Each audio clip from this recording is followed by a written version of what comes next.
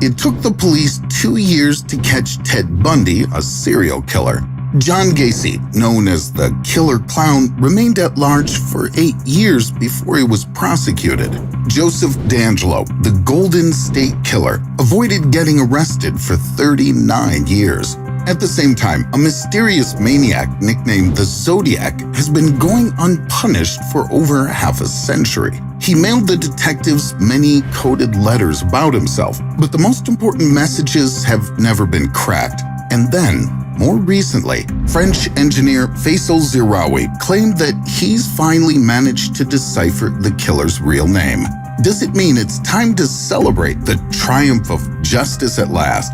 Not so fast. Let's find the answer together. In this video, you'll find out what makes the Zodiac cipher so complicated, how did illiteracy play into the hands of the killer, and most importantly, why could he still be at large?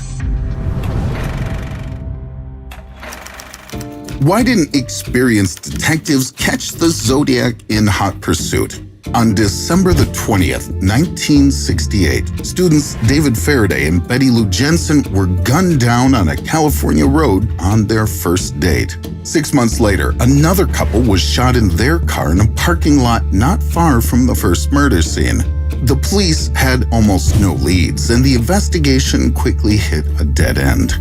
On July the 31st, 1969, the Zodiac sent 3 letters to 3 different newspapers, and each of them contained a third of the coded message that was supposed to have some clues to the murderer's identity. The cipher consisted of 408 symbols, so it was called Cipher 408.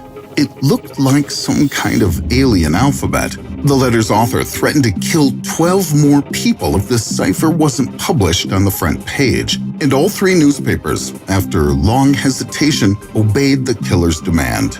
A week later, school teacher Donald Hardin and his wife Betty decoded the cryptogram. They managed to match English letters to each of the mysterious symbols, and the killer's obsession with himself became the key. Betty just guessed that the message began with the word I.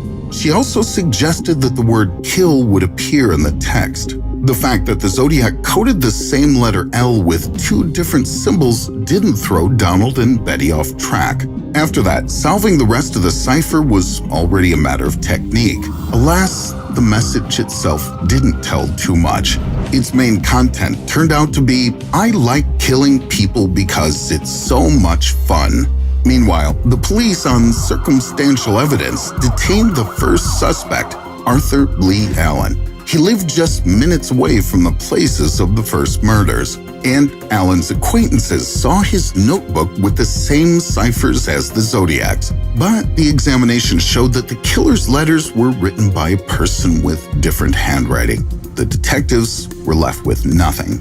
In the end, the coded messages turned out to be probably the last and only hope to catch the Zodiac. But why?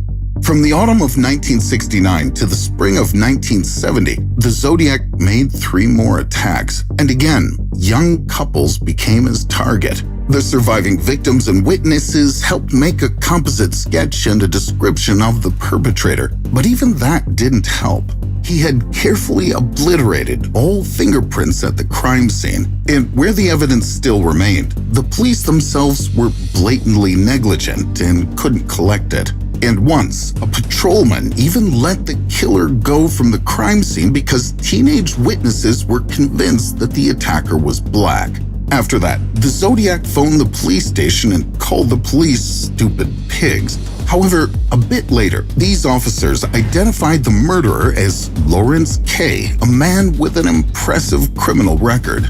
The similarity between him and the Zodiac was also confirmed by Kathleen Johns, kidnapped by the Zodiac in March 1970. In addition, Kay worked in a hotel where one of the female employees went missing and was considered another possible victim of the maniac. Moreover, Kay suffered from a mental disorder due to a traumatic brain injury. And yet, as in the case with Allen, the evidence was circumstantial, and the police eventually let Lawrence K. go. In the end, all that was left for the detectives were messages from the murder scenes and letters in the newspapers. But in November 1969, the Zodiac sent a cipher of 340 symbols, for which the investigators called it Cipher 340. It seemed that it was also necessary to match the letters to the symbols, but that technique did not give any result. Zodiac was probably angry because his first cipher was cracked so fast, so that time he also mixed the letters in an unknown way, leaving no keys or clues. The new code was so challenging that both amateurs and experts failed to solve it. But the world of cryptography has taken a huge leap forward since then. Why can't even the newest methods help to crack all the messages sent by the Zodiac and discover his name? A few years ago, an international team of codebreakers led by David Orenchak used a special program to run through 650,000 possible solutions to the Cipher 340 and finally cracked it. In that letter, the letters in the coded words were not only replaced by symbols, but also shifted diagonally down. It was two different encryption methods in the same text. That's why only the latest decryption programs could pull off the Zodiac's letter. In addition, the Zodiac didn't use punctuation and made many mistakes in the simplest words. But having overcome all these obstacles, the investigators ended up with a pretty useless message. In it, the killer said that he wasn't afraid of the gas chamber and would be sent to paradise with his slaves as he considered his victims. Nothing in the text helped to reveal the secret of the Zodiac's identity.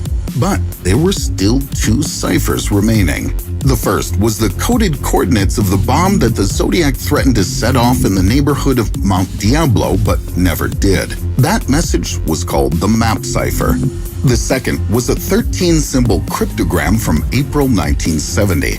Judging by the accompanying text, it must be the one to contain the cherished real name of the killer. However, experts faced an insurmountable difficulty. It would seem that the less text, the fewer solutions we'd have to go through and the sooner the correct one would be found. But in cryptography, it's the other way around. The shorter the cipher, the more possible brute force solutions it has, and it's more challenging to find the answer.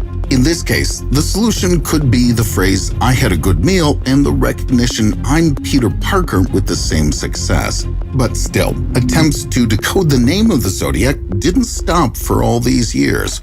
But why didn't even a solution to the last cipher help catch the Zodiac? In the summer of 2021, the French engineer Fayçal Ziraoui claimed to have cracked both of the remaining Zodiac ciphers. First, he applied the same diagonal encryption key as the team of cryptographers who cracked the Cipher 340. Thus, Ziraoui got only a set of random letters from the map cipher. But he didn't give up. He replaced the letters with numbers, and from them, using his own decoding program, identified the date and coordinates of the failed explosion. Inspired by this success, Ziraoui applied the same deciphering principle to the cipher with the name of the Zodiac and got the only coherent word, Kayer. It immediately resembled the last name of another suspect in that case, Lawrence K. It looked like the mystery was finally solved. After all those years, we finally found who the Zodiac is. However, right after Ziraoui published his theory, he was immediately attacked by professionals who fiercely criticized his ideas. According to them, all those letter-to-number substitutions and translations were just a game of luck and had nothing to do with real cryptographic techniques. They decided that the Frenchman got carried away with his attempts to find meaning in the random jumble of letters, not to mention that Ziraoui used only 3 of them while ignoring the remaining 10-letter gibberish. David Orenchak, who cracked the rest of the codes, concluded that the correctness of those solutions just couldn't be verified due to the shortness of the latest Zodiac ciphers. So, despite the best efforts of hundreds of experts and amateurs, the real Zodiac may still be walking among us somewhere, and we'll probably never know his real name. And if Ziraoui's decoding was still correct, Lawrence K. died back in 2010, taking all of his secrets to the grave. On the other hand, the Zodiac sparked an interest in cryptography among many people worldwide, including me. And now I invite you to play the game. You've been trying to find my real name for a long time. So, Here it is. All you have to do is crack this cipher. The die is cast. Write your versions in the comments. And if you want more twisted mysteries, check out this video where I dive into the story of a woman who was imprisoned in the attic of her own house for 25 years.